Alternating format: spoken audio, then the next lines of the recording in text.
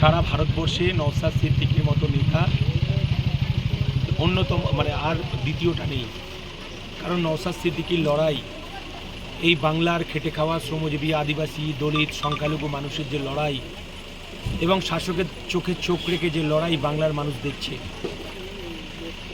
আমাদের পার্টি উপলব্ধি করেছে, নওশাদ সিদ্দিকী উপলব্ধি করেছে যে এই বাংলা থেকে খুনের রাজনীতি যদি হটাতে হয়, এই বাংলা থেকে যদি বোমাগুলির রাজনীতি যদি হটাতে হয়, তাহলে কলমের রাজনীতিকে সামনে আনতে হবে। শিক্ষা আনে চেতনা, চেতনা আনে বিপ্লব।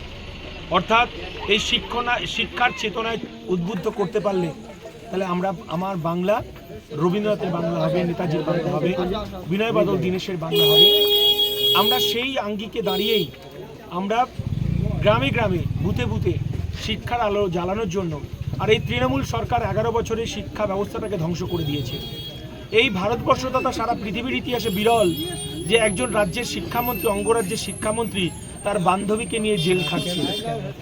এবং ব্রেকিং নিউজ খুব তাড়াতাড়ি আপনারা শুনতে পারবেন, এবং বিজেপির সঙ্গে সেটিং করে খুব তাড়াতাড়ি তিনি বেরিয়েও আসবেন, আবার পুজোর উদ্বোধনের ফিতেও কাটবেন এই আমাদের পার্থ চট্টোপাধ্যায়। তো স্বাভাবিকভাবেই যে তৃণমূলের যে পচা গলা দুর্নীতি, এই যে রাজনীতি এবং যে খুনের রাজনীতি, বোমাগুলি পিস্তলের রাজনীতি, আমার দলের চেয়ারম্যান ভাঙড়ের বিধায়ক বুঝেছেন যে এই বাংলা থেকে যদি সন্ত্রাসকে নির্মূল করতে হয়, বোমাগুলিকে নির্মূল করতে হয়, তাহলে শিক্ষার আলো জ্বালাতে হবে। অর্থাৎ আমাদের বুথে বুথে পৌঁছে যাও, বুথে বুথে পৌঁছে গিয়ে মানুষকে উদ্বুদ্ধ করো, মানুষকে সচেতনতা করো এবং মা বোনেদের বোঝান যে আমাদের বাচ্চাদেরকে যদি আমার বাড়িতে যদি চাল না থাকে, আলু না থাকে, রান্নার যদি সরঞ্জাম না থাকে, আমি উপোস করব, নফল রোজা করব, আমার ছেলে মেয়েকে শিক্ষা ব্যবস্থা বা শিক্ষার আঙ্গিনায় পাঠাবো। এটাই আমাদের অঙ্গীকার।